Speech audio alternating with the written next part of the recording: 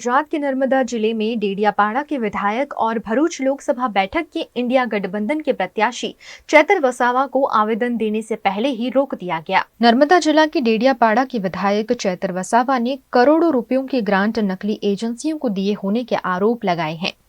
इस मामले जिला कलेक्टर को आवेदन देने के लिए चैतर वसावा समर्थकों के साथ निकले, जिसके चलते यहाँ चुस्त पुलिस बंदोबस्त तैनात कर दिया गया। 2 દિવસ અગાઉ આમ આદમી પાર્ટીના દેડિયાપાડાના ધારાસભ્ય ચૈતર વસાવા તેમજ મનસુખ વસાવા વચ્ચે દેડિયાપાડા તાલુકા પંચાયત કચેરી ખાતે શાબ્દિક ટપાટપી થઈ હતી। ત્યારબાદ નર્મદા જિલ્લાનું રાજકારણ ગરમાયું છે। બંને ભરૂચ લોકસભા વિસ્તારના જે ઉમેદવારો છે તેમની વચ્ચે શાબ્દિક યુદ્ધ બાદ નર્મદા જિલ્લાનું રાજકારણમાં ગરમાવો આવ્યો છે। આજે સવારે ચૈતર વસાવા નર્મદા જિલ્લા કલેક્ટર કચેરીએ આવવાના છે તેવી જાણ થતા પોલીસ એલર્ટ થઈ છે। આપ તસવીરોમાં જોઈ શકો છો, રાજપીપળાનો જે પ્રવેશ દ્વાર છે વડિયા જકાતનાકા ખાતે પોલીસ દ્વારા ચુસ્ત બંદોબસ્ત ગોઠવી દેવામાં આવ્યો છે। ગામમાં પ્રવેશતા વાહનોને ચેકિંગ કરવામાં આવી રહ્યું છે। નર્મદા જિલ્લાના રાજપીપળા ખાતે આવેલ કલેક્ટર કચેરી ખાતે પણ પોલીસ દ્વારા ચુસ્ત બંદોબસ્ત ગોઠવી દેવામાં આવ્યો છે। જિલ્લાના ઉચ્ચ અધિકારીઓ હાલ અહીંયા ઉપસ્થિત છે અને કાયદો અને વ્યવસ્થા જળવાય તેવી પ્રયાસ કરી રહ્યા છે। ખાસ કરીને મનસુખ વસાવા અને ચૈતર વસાવા વચ્ચે થયેલા શાબ્દિક ટપાટપી બાદ નર્મદા જિલ્લાનું રાજકારણ ગરમાયું છે। આજે ચૈતર વસાવા રાજપીપળામાં પ્રવેશ છે કે નહીં તે હવે પછીની વાત છે, પરંતુ હાલ તો નર્મદા જિલ્લાનું રાજકારણ ગરમાયું છે। જુનેદ ખત્રી, VNM ટીવી સાથે નર્મदा। भ्रष्टाचार मामले को प्रशासन तक पहुंचाने के लिए निकले चैतर वसावा और उनके समर्थकों को पुलिस ने मूवी चौकड़ी पर अटका दिया, जिसके चलते समर्थक सड़क पर बैठ गए और यहीं धरना देते हुए विरोध प्रदर्शन किया। पुलिस को आगे करती है, पुलिस तेरी तानाशाही नहीं चलेगी, नहीं चलेगी, पुलिस तेरी दादागिरी नहीं चलेगी, नहीं चलेगी, पुलिस तेरी दादागिरी नहीं चलेगी, नहीं चलेगी। चैतर भाई तुम आगे बढ़ो, हम तुम्हारे साथ हैं। इस मौके पर डेडियापाड़ा के विधायक चैतर वसावा ने अधिकारियों और नेताओं पर भ्रष्टाचार के गंभीर आरोप लगाए हैं और नर्मदा जिले में हुए भ्रष्टाचार मामले विजिलेंस जांच की मांग की है। આજે અમે જે નર્મદા જિલ્લાની ગણતરી એસ્પિરેશનલ જિલ્લા તરીકે થાય છે અને અહીંના લોકોની પ્રાથમિક જરૂરિયાતો માટે મૂળભૂત સુવિધાઓ માટે શિક્ષણ, આરોગ્ય અને સામાજિક આર્થિક ઉત્થાન માટે રાજ્ય અને કેન્દ્ર સરકાર દ્વારા અનેક કાર્ય યોજનાઓ આવે છે, કરોડો રૂપિયાના બજેટો આવે છે, પણ અહીંના અધિકારીઓ એજન્સીઓની ઈશારા પર બધા અધિકારીઓને વિશ્વાસમાં લીધા વગર કરોડો રૂપિયાના આયોજન બારોબાર કરી નાખે છે અને એના ચૂકવણા કરી નાખે છે। એના વિરોધમાં અમે કલેક્ટર શ્રી નર્મદાને આવેદનપત્ર આપવા માટે જઈ રહ્યા હતા। અમારી સાથે સરપંચશ્રીઓ, તાલુકા જિલ્લા પંચાયતના સદસ્ય અને અનેક પદાધિકારીઓ હતા, છતાંય અમે સવારથી નીકળેલા છે, અમને જવા દેવામાં આવતા નથી। એક આવેદનપત્ર આપવાથી સરકાર આટલી બધી ડરે છે એ અમને સમજાતું નથી। ત્યારે અમને લાગે છે કે આ ભ્રષ્ટાચાર પાછળ મોટા ગજના નેતાઓના હાથ હશે એવું અમને ચોક્કસપણે લાગી રહ્યું છે। તમે જોઈ શકો છો જે નર્મદા જિલ્લામાં ભ્રષ્ટાચાર થયા છે 2022માં પ્રાયોજના વહીવટદાર અને કાર્યપાલક ઇજનેર દ્વારા કુવા, ચેકડેમ અને ઉદ્વહન સિંચાઈ યોજના માટે 8 કરોડ રૂપિયા એક બોગસ એજન્સીને ચૂકવણા કરી દેવામાં આવ્યા છે। એ એજન્સી પણ બોગસ છે, સરકારનો કોઈ પરિપત્ર પણ નથી, બારોબાર પ્રજાના પૈસા ચૂકવવામાં આવે, એની તપાસ થવી જોઈએ। બીજો મુદ્દો અમારો એવો છે કે ડેડિયાપાડા અને સાગબારા તાલુકાને વિકાસશીલ તાલુકાની જોગવાઈ દર વર્ષે 2-2 કરોડ રૂપિયા મળે છે। ગયા વર્ષે પણ પદાધિકારીઓ જે માગણી કરી એને સાઈડ પર રાખીને બાયોગેસ, હાઇમસ જેવી બિનજરૂરી યોજનાઓ, આરો પ્લાન્ટ, બંક બેડ જેવી કોઈ બિનઉપયોગી યોજનાઓ લાવીને કરોડો રૂપિયા એજન્સીઓને ખંખેરી લીધા છે। એવી રીતે આ વર્ષે પણ આયોજન અધિકારીએ 4 કરોડનું બારોબાર આયોજન કરી દીધું છે અને આ વર્ષે પણ એવા જ કામો બિનઉપયોગી મંજૂર કર્યા છે, એનો પણ અમે વિરોધ કરીએ છીએ।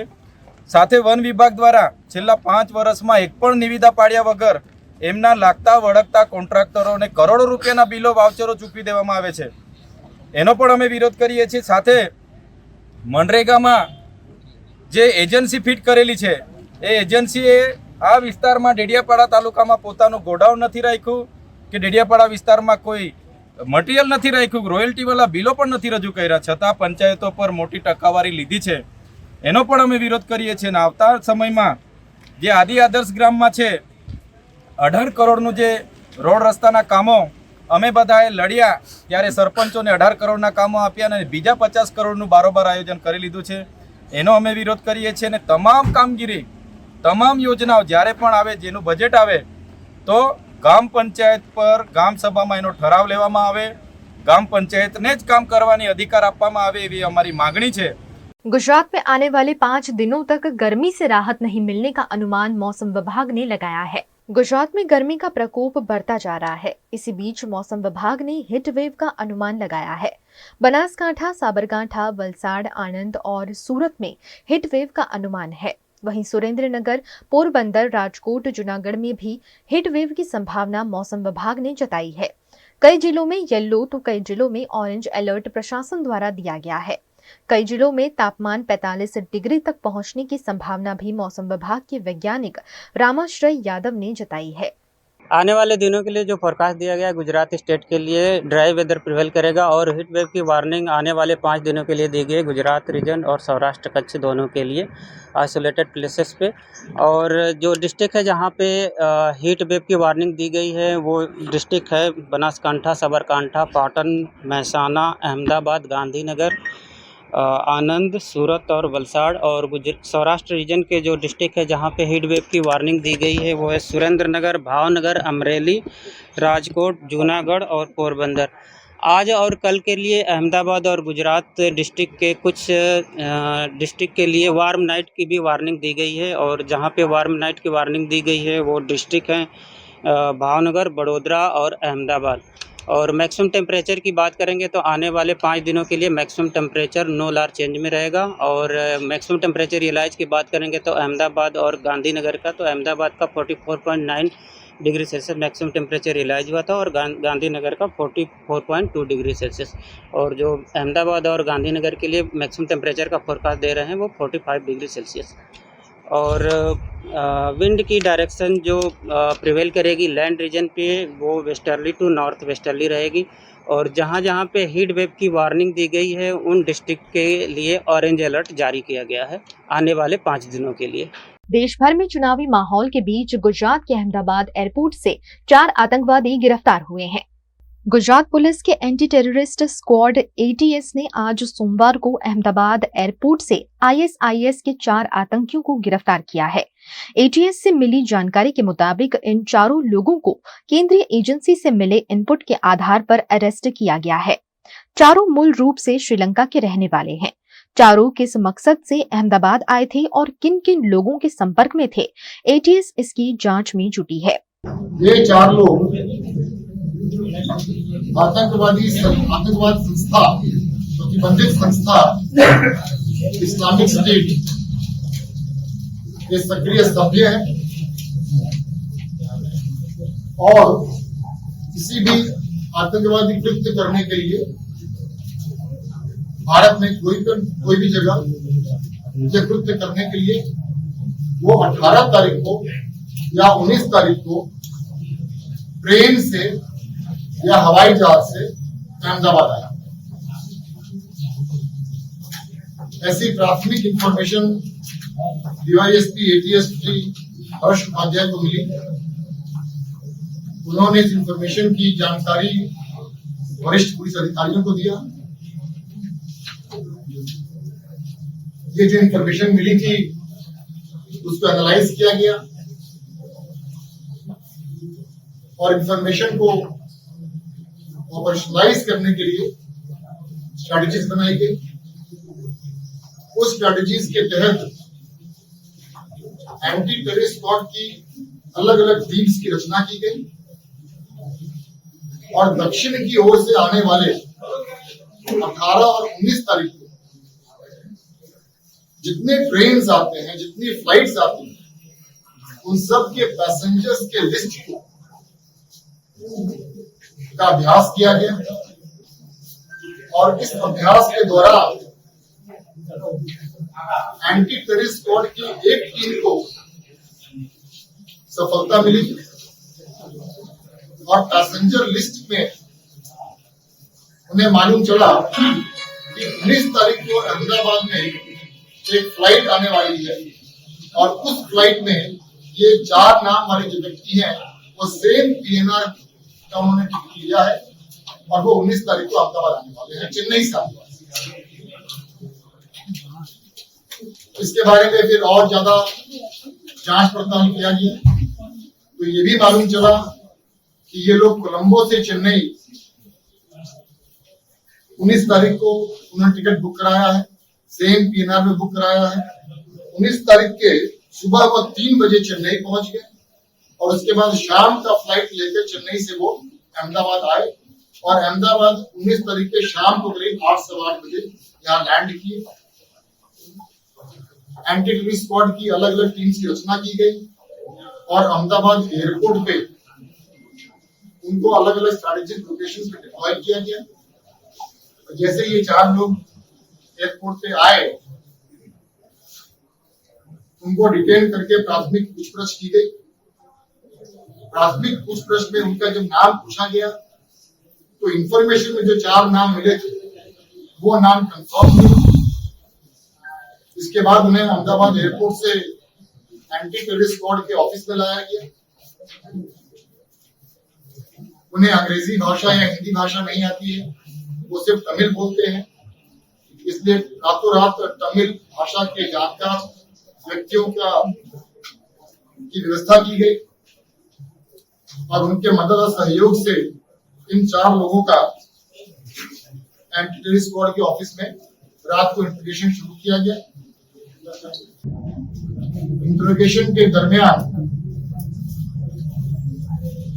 ये मालूम चला कि ये 4 लोग में से एक मोहम्मद नुसरत सन ऑफ अहमद गनी, उम्र वर्ष 33, मूल रहवासी निगम। दूसरे मोहम्मद फारिश सन ऑफ मोहम्मद फारूक, उम्र वर्ष 35, कोलंबो के रहवासी। तीसरे मोहम्मद नफरान सन ऑफ नैफत, उम्र वर्ष 27, जो कोलंबो के रहवासी हैं। और number 4 Mohammed Rashdi son of Abdul Rahim, उम्र वर्ष 43, वो भी कोलंबो के रहवासी। ये 4 लोगों की पूछताछ की गई। पूछताछ के दरमियान उनके पास से 2 मोबाइल फोन्स, उनके पासपोर्ट्स, कुछ श्रीलंका की करेंसी, कुछ भारत की करेंसी मिले और तमिल भाषा के जानकार इंटरप्रेटर को साथ में रख के उनकी जब पूछताछ हुई तो उन्होंने पूछताछ के दरमियान एटीएस के अधिकारियों को यह बताया कि इसी साल फरवरी में पाकिस्तान के रहवासी अबू, जो ओरिजिनली श्रीलंका के हैं लेकिन अब पाकिस्तान में रहते हैं, अबू के साथ वो फरवरी 2024 में संपर्क में आए थे। ये अबू जो पाकिस्तान में रहता है वो आईसिस का लीडर है और उसके साथ फरवरी से लेकर अभी तक संपर्क में रहे ये 4 लोग और आईसिस की जो आइडियोलॉजी उस आइडियोलॉजी पे संपूर्ण ढंग से वो रेडिकलाइज हो गए और रेडिकलाइज होने के बाद भारत में किसी भी जगह पे वो टेररिस्ट एक्ट करने के लिए उन्होंने अपना तैयारी की। मंगलवार और बुधवार को अहमदाबाद के नरेंद्र मोदी स्टेडियम में आईपीएल के 2 मैच क्वालिफायर, एक मंगलवार को और एलिमिनेटर बुधवार को होने हैं। इसके चलते खिलाड़ियों के भी अहमदाबाद पहुंचने का सिलसिला शुरू हो गया है। इसी बीच अहमदाबाद से आतंकी पकड़े जाने पर हड़कंप मच गया है। गुजरात के वडोदरा की गोत्री में विद्युत विभाग का ट्रांसफार्मर घर के नजदीक होने पर निवासियों ने आपत्ति जताई है। गोत्री के शिवम नगर में हरि पंचाल रहते हैं। उनके घर के पास ही बिजली का ट्रांसफार्मर होने से उन्हें अप्रिय घटना का डर बना रहता है। घर में छोटे बच्चों को भी करंट लगने का डर हमेशा रहता है। बरसात की सीजन में तो यहाँ बार बार करंट लगता है। ऐसे में यहाँ के निवासियों ने ट्रांसफार्मर हटाने की मांग विद्युत विभाग से की है। શિવમ નગર ગોત્રી એરિયા છે, અંબિકાનગરની બાજુમાં, અને ત્યાંના રહીશ છે આ મિસ્ત્રી પરિવાર. એમને ઘણા વખતથી જ આશરે છેલ્લા 24 વર્ષથી તકલીફ છે. એમના ઘરના એરિયામાં ડીપી મૂકેલું છે. એ ડીપી કાઢવાની રજૂઆતો વારંવાર દર વર્ષે આશરે એક વખત તો કહીએ તો ખોટું ના પડે એટલા સમય સુધી અને એટલે બધી સંખ્યામાં અરજીઓ આપ્યા છતાં પણ જીઈબી વાળા અથવા તો MGVCL વાળા આનો કોઈ ઉકેલ આપતા નથી. અહીં આગળ આ એરિયામાં આ ડીપીથી આશરે 2 સોસાયટીમાં સપ્લાય જાય છે અને છેલ્લે અઠવાડિયાથી તો એવું સમજો કે તમે દિવસમાં 3-3, 4-4 કલાક અલગ અલગ સમયે રાતે, દિવસે, બપોરે અહીં આગળ વીજ કનેક્શન બંધ હોવાથી લોકો હાલાકી ભોગવી રહ્યા છે. આ ઘર પરિવારને ગમે ત્યારે ડીપીમાં કંઈ તણખા થાય, શોર્ટ સર્કિટ થાય કે કોઈ લીકેજ હોય કે ગમે તે, આ ઘર પરિવાર હંમેશા ભયના ઓઠા હેઠળ જીવી રહ્યો છે. આનું નિરાકરણ લાવે MGVCL વાળા એવું અમે વિનંતી કરીએ છીએ. હા, ગયા વર્ષે બી મારી દીકરીને કરંટ લાગ્યો, પાછળ બધું દાઝી ગઈ હતી. અહીંયા ઉપરથી તણખા પડે છે અને 2-3 વાર મને પાણીમાંથી કરંટ લાગ્યો છે અહીંયા. અને વારંવાર એમને રજૂઆત કરવા છતાં બી નથી આવતા એ લોકો. શું કે છે? એવું રજૂઆત કરવા જાવ છો ત્યારે? હા, આવીશું, કરીશું, હટાવીશું એમ કે છે. કેટલા વર્ષથી અહીંયા તકલીફો છે? અહીંયા કેટલા 15-20 વર્ષથી આ તકલીફો છે. કોઈ સાંભળતું નથી. કોઈ સાંભળતું નથી. અહીંયા દરવાજો છે મુખ્ય, અમારે આવવા જવાનો રસ્તો આ જ છે, મેન દરવાજો આવવા જવા માટે. પાણી ભાઈ અહીંયાથી ભરવાનું, વાસણ, કપડા બધું અહીંયા જ કરવાનું હોય છે અમારે. એમાં લાગે જ છે કરંટ. 2-3 વાર લાગ્યો મને. મારા આ બાબાને કરંટ લાગ્યો તો સાયકલ હટાવતો હતો. છેલ્લા 25 વર્ષથી એટલે 2000ની સાલની અંદર અમે અહીંયા આગળ રહેવા ત્યારનું અહીંયા જ છે. અમે લગભગ એટલી બધી અરજી કરી છે કે એની કોઈ હદ નહીં. RTI પણ અમે કરેલી છે. એ લોકોને હટાવવા માટે ઘણા પ્રયત્નો કર્યા છે. એ લોકો એમ કહે છે કે અમારે જગ્યા જોઈએ, તો જગ્યા પણ છે પણ એ લોકોને હટાવવું નહીં. ત્યાં પણ જગ્યા છે, ત્યાં થાંભલો એક છે, એ ખાલી એક જ થાંભલો નાખવાનો છે ને ડીપી ત્યાં ટ્રાન્સફર થઈ જાય. તો એવું કહે છે કે ખર્ચો બહુ થાય, તમારે ખર્ચો આપવો પડશે. એકવાર એસ્ટિમેટ આપ્યું, 75,000નું એસ્ટિમેટ આપેલું છે. હવે એ 75,000 રૂપિયાનું एस्टिमेट અમે એટલા બધા પૈસા कैसे કાઢી શકીએ? गुजरात के वडोदरा में तापमान का पारा 44 डिग्री को पार कर गया है, जिसके चलते वडोदरा में 5 दिन ऑरेंज अलर्ट दिया गया है। पूरे गुजरात राज्य में भीषण गर्मी का माहौल देखने मिल रहा है। गुजरात के वडोदरा में भी गर्मी ने 43.6 डिग्री का पिछले साल का रिकॉर्ड तोड़ दिया है। तापमान का पारा 44 के पार चला गया है। ऐसे में 5 दिन येलो अलर्ट दिया गया है। इसी बीच लोगों में बीमारियां बढ़ रही हैं। गर्मी की वजह से कई लोगों को घबराहट होना, चक्कर आना जैसे मामले बढ़ रहे हैं। ऐसे में फॉरेन डॉक्टर का इलाज लेने की बात SSG के resident medical officer doctor Devshree Helaiya ने जताई है।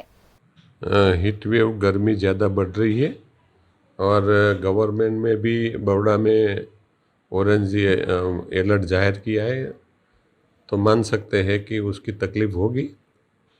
गर्मी से ज़्यादा गर्मी लगने से शरीर में टेम्परेचर बढ़ जाता है, पर्सपिरेशन बढ़ जाता है और उसके वजह से थोड़ी फिजियोलॉजिकल चेंजेस होता है, जैसे डिहाइड्रेशन हो और हेडेक होता है, घबराहट होता है, चक्कर आते हैं।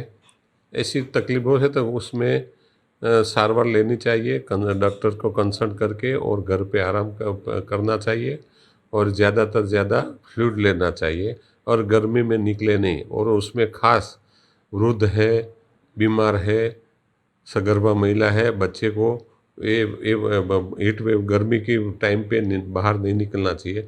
घर में भी बहुत ज़्यादा गर्म हो जाते हैं। अभी देखो किसी का पतरा का घर है और ग्राउंड फ्लोर का ही मकान, तो वो भी ज़्यादातर गर्म रहता है, तो उसमें भी ख्याल रखना चाहिए। SSG में अब तक हीट वेव का जो डायग्नोसिस हुआ, मीन्स का निदान हुआ, उस वैसे एक ही केस आया है और वो अभी एडमिट है। गुजरात के वडोदरा में नए स्मार्ट मीटर के विरोध में MGVCL हेडक्वार्टर पर धरना प्रदर्शन करते हुए विरोध किया गया। वडोदरा में MGVCL द्वारा लगाए गए स्मार्ट मीटर के पायलट प्रोजेक्ट में शॉर्ट सर्किट हो गया है। जगह जगह विरोध के बाद नए स्मार्ट मीटर लगाने की कार्यवाही रोक दी गई है।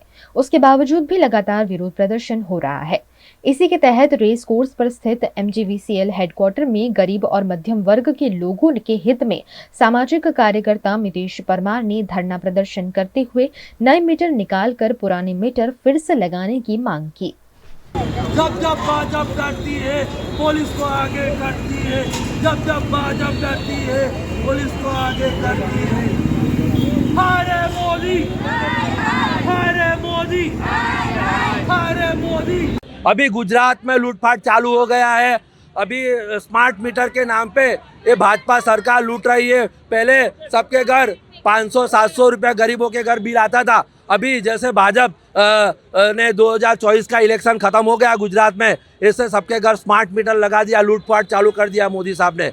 और जिसके गरीब जो काम करने जाता है, बंगले में मजदूरी करने जाता है, लारी गल्ला चलाता है, उसके घर जो 500 रुपया आता था उसके घर 2-2 हज़ार रुपया हफ्ते का आता है। तो गरीब आदमी जाएगा कैसे, कहाँ जाएगा? उसके बच्चा को पढ़ाने का, हॉस्पिटल का खर्चा, खाने का खर्चा कहाँ से लाएगा? अपघात करेंगे सब लोग। तो उसके लिए हम MGVCL ऑफिस GB धरने पे बैठे हैं और गुजरात के मुख्यमंत्री भूपेंद्र भाई पटेल से रिक्वेस्ट करते हैं तात्कालिक सभी गुजरात में स्मार्ट मीटर लगाए हैं वो सबके घर से निकाल दो और पुराने मीटर लगाओ, क्योंकि गरीब के पास नौकरी धंधा नहीं है, सरकार नौकरी धंधा नहीं देती है, धंधा करने के लिए लोन नहीं देती है। अडानी अंबानी को कमाने के लिए नए स्मार्ट मीटर निकाले हैं और 16 लाख हजार करोड़ अंबानी अडानी को दिया, तो गरीब आदमी को दो रहे तो 1-1 करोड़ तो धंधा करेगी। गरीब का खून क्यों चूसती है बीजेपी सरकार? लोकसभा चुनाव अंतर्गत देश भर की 49 सीटों पर आज 5वें चरण का मतदान कराया गया। 2024 लोकसभा चुनाव के 5वें चरण में सोमवार को 6 राज्यों और 2 केंद्र शासित प्रदेशों की 49 सीटों पर मतदान कराया गया, जिसमें दोपहर 5 बजे तक 56.68% वोटिंग हुई।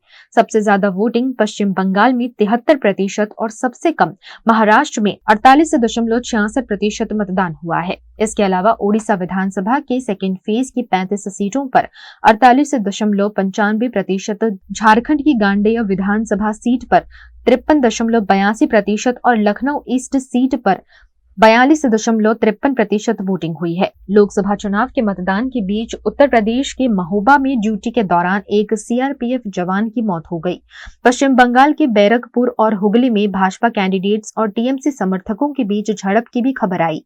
वहीं मुंबई में मतदान केंद्र के पास डमी EVM रखने के आरोप में पुलिस ने शिवसेना के 3 कार्यकर्ताओं को हिरासत में लिया। 543 लोकसभा सीटों में चौथे फेज तक 380 सीटों पर मतदान हो गया है। आज की सीटों को मिलाकर कुल 429 सीटों पर मतदान पूरा हो गया है। बाकी 2 चरणों में 114 सीटों पर वोटिंग होगी।